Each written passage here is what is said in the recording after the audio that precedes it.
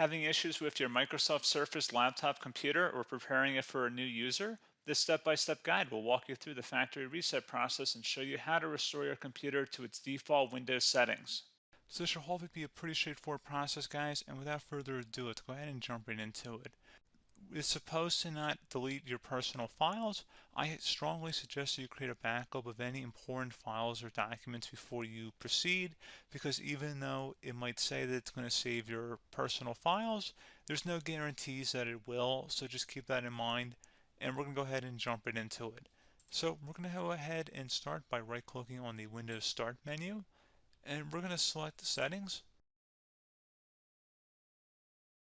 You want to select System, and then on the right side, scroll down until you get to Recovery. Reset Advanced Startup Previous Version of Windows. Go ahead and open that up. So we're going to start by going underneath Recovery Options, reset this PC. Choose to keep or remove your personal files, then reinstall Windows. Go ahead and select Reset PC. Underneath Choose an option, Keep My Files removes apps and settings but keeps your personal files. Now, like I said, there's no guarantee, but you still want to create a backup, but we are going to select that for today's tutorial here. And it's going to ask how would you like to reinstall Windows. I usually do a local reinstall, so that's what I'm going to select. And current settings is going to reinstall Windows from this device, and then we're going to select next again. This shouldn't take too long here, guys. And resetting will change settings back to their default, keep personal files, reinstall Windows from this device, remove all apps and programs, and you can also view what apps will be removed. This will take some time and your PC will restart. These are the apps that will be removed, so take note of that. So you're definitely going to have to reinstall some stuff once it's done.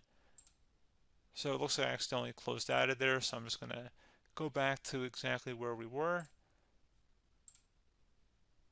And we're just going to go ahead and proceed with the reset here and select reset.